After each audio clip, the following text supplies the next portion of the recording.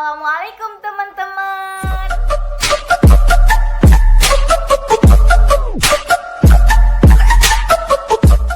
Sebelum saya melanjutkan video, izinkan saya memperkenalkan diri terlebih dahulu. Nama saya Wiwin Marlina, nomor induk mahasiswa D1A017320.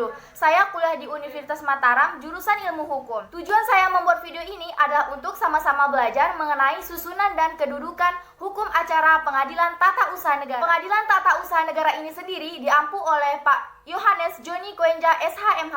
Bagi kalian yang belum tahu siapa Pak Joni, ini aku kasih lihat fotonya.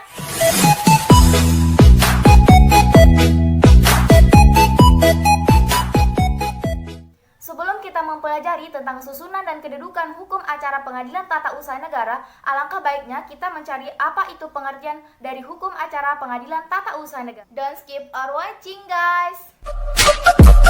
Apa itu hukum acara Pengadilan Tata Usaha Negara? Hukum acara Pengadilan Tata Usaha Negara adalah suatu ruang lingkup yang menyangkut pejabat-pejabat dan instansi-instansi tata usaha negara, baik dalam perkara pidana, perkara perdata, perkara adat, maupun perkara administrasi murni.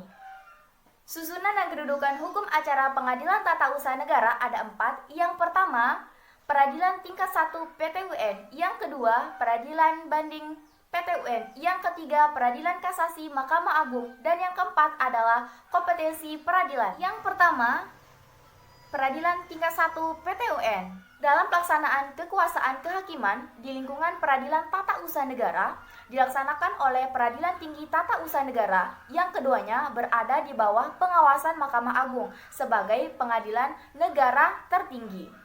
Apa saja kewenangan Pengadilan Tata Usaha Negara? Di dalam pasal 47 junto pasal 50 Undang-Undang Pengadilan Tata Usaha Negara disebutkan Pengadilan Tata Usaha Negara bertugas dan berwenang memutuskan, memeriksa, dan menyelesaikan sengketa tata usaha negara di tingkat pertama. Susunan Pengadilan Tata Usaha Negara ada 4. Yang pertama, pimpinan, hakim anggota, panitera, dan sekretaris.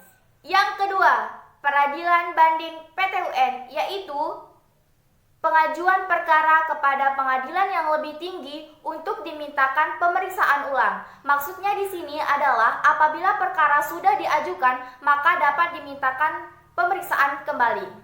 Yang ketiga, Peradilan Kasasi Mahkamah Agung, yaitu tindakan Mahkamah Agung untuk menegaskan dan membetulkan apabila hukum ditentang oleh putusan-putusan hakim pada tingkat tertinggi. Yang keempat, jadi untuk yang keempat itu ada kompetensi peradilan. Kompetensi peradilan dibagi menjadi 2. Yang pertama itu kompetensi absolut dan yang kedua kompetensi relatif.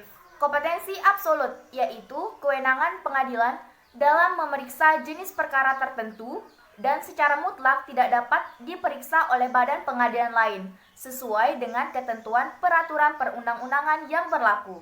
Dalam hal ini, kompetensi absolut Pengadilan Tata Usaha Negara sesuai dalam ketentuan pasal 4 nomor 5 tahun 1986 adalah memeriksa, memutuskan, dan menyelesaikan sengketa tata usaha negara. Yang kedua, kompetensi relatif. Kompetensi relatif adalah kewenangan mengadili antar pengadilan dalam satu lingkungan peradilan. Kompetensi relatif Peradilan Tata Usaha Negara sesuai dengan pasal 54 ayat 1 sampai dengan ayat 6 Undang-Undang Nomor 5 Tahun 1986 tentang Peradilan Tata Usaha Negara yang menyatakan bahwa gugatan sengketa tata usaha negara diajukan kepada pengadilan yang berwenang di daerah hukumnya meliputi tempat kedudukan tergugat. Maksudnya di sini, untuk lebih jelasnya saya akan memberikan satu contoh. Apabila penggugat beralamat di kota Surabaya, sedangkan tergugat beralamat di Wali Kota Semarang, maka ketentuan dari ayat yang telah saya sebutkan tadi, gugatan diajukan di Pengadilan Tata Usaha Negara Semarang karena Wali Kota Semarang berkedudukan di daerah hukum Pengadilan Tata Usaha Negara Semarang. Itu contohnya.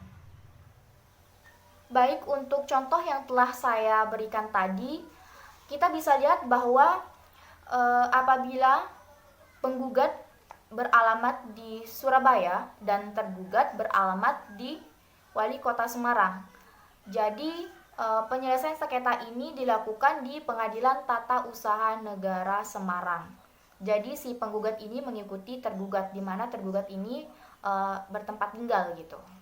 Oke, sekian untuk video kali ini yang bertujuan sama-sama belajar. Dan buat teman-teman yang udah nonton dari awal sampai akhir, terima kasih banyak dan jangan lupa like, komen, dan subscribe. Oh ya, buat teman-teman, apabila ada sanggahan atau komentar, kalian boleh klik di kolom komentar ya. Terima kasih.